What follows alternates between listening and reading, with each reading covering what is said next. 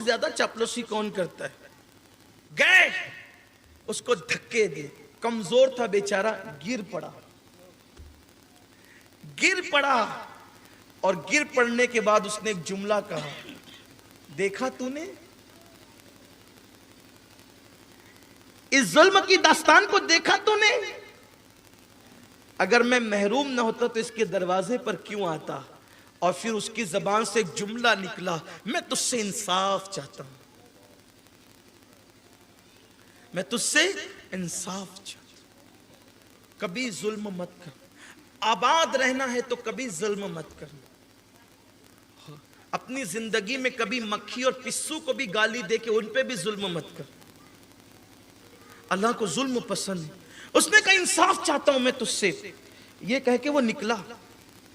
جیسے وہ نکلا اس کو کسی نے بھیک دی، پھر کسی نے نوکری دی، پھر نوکری ملی، پیسے جمع ہو گئے، پھر وہ تاجر بننے لگا، اور ادھر اس کی الٹی گنتی شروع ہو۔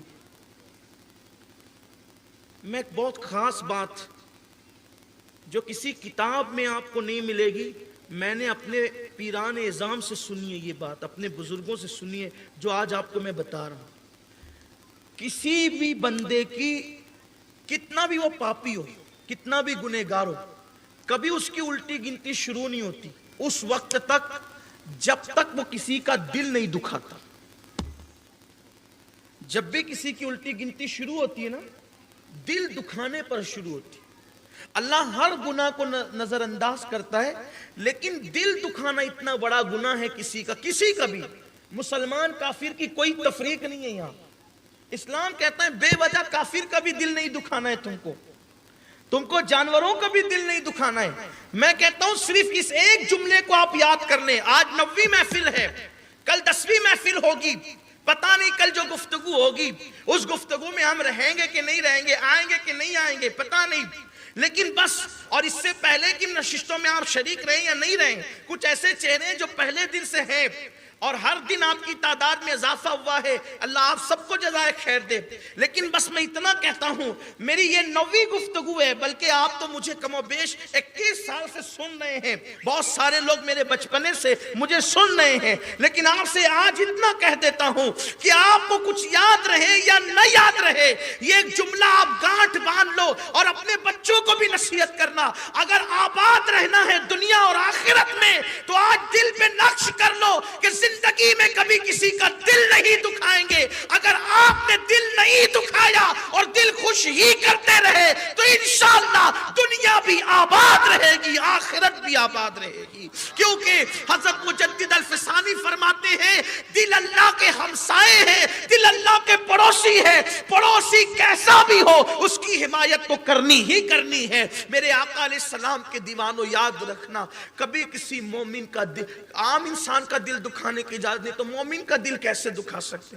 کسی کا دل کبھی مت دکھانا، بڑے سے بڑا نقصان جھیل لو مگر کبھی کسی کا دل مت دکھاؤ، کسی کے دل کو تکلیف مت پہنچاؤ۔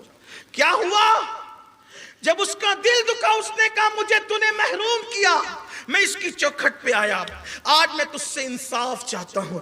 یہ کہہ کر کے وہ اٹھا، اٹھ کر کے نکل گیا۔ ادھر سیٹھ صاحب کی الٹی گنتی شروع ہو گئی۔ لوگ کہتے ہیں نا کبھی کبھی کاروبار پہ زوال آتا ہے، عزت پہ زوال، پتہ نہیں مجھ سے کیا گناہ ہوا، سارے گناہ بعد میں گننا، پہلے یہ دیکھ تو نے کسی کا دل دکھایا۔ اب بتاؤ جب عام انسان کا دل دکھانا اتنا گناہ ہے تو جو ماں باپ کا دل دکھاتے ہیں، جو گناہ کر کے اللہ کے رسول کا دل دکھاتے ہیں، بہت برا کر رہے ہیں لوگ۔ زوال لوگوں کو یوں ہی نہیں آتا، اس کی جب الٹی گنتی شروع ہوئی تو کیا وہ کاروبار ڈھپ پڑا۔ جب کاروبار ڈھپ پڑا تو نوکر ہٹتے چلے گئے، پھر اور کاروبار کو زوال آیا، کھانے کا محتاج ہو گیا، مکان بیچنے نکال دیا، وہ محل جس میں وہ رہتا تھا محل بیچنے نکال دیا۔ جب محل بیچنے نکالا بے گھر ہو گیا۔ جب بے گھر ہو گیا تو اس وقت اس کے بیوی کے میکے کے لوگ آئے، کہنے لگے ہماری اتنی خوبصورت جوان بیٹی کو تم لے کے رہو گے کہاں؟ درختوں کے نیچے، پہاڑوں کے اندر، ہماری بیٹی کی آبرو کو ہر وقت حملہ ہے۔ ہر وقت خطرہ ہے. ایک کام کرو، ہم نے تمہارا مال، تمہاری عزتیں، تمہارا کاروبار دیکھ کر بیٹی دی تھی. اب تمہارے پاس نہ مال رہا، نہ کاروبار رہا، نہ مکان رہا، نہ دکان، کچھ نہیں رہا. ہماری بیٹی کو طلاق دے دو. چند دن ہی میں اس کی بیوی کو طلاق ہو گئی. طلاق کے بعد اب وہ لوگوں کے پاس جاتا نوکری مانگنے کے لیے تو لوگ اس کو نوکری بھی نہیں دیتے. مزدوری کے لیے جاتا، لوگ اس کو مزدوری بھی نہیں دیتے. جب تنگ آ گیا، سب لٹ گیا، اب وہ بھیک مانگنے لگے. انہی ایام میں ماہ رمضان شریف آیا. اسی رمضان شریف کے بعد عید کی صبح طلوع ہوئی.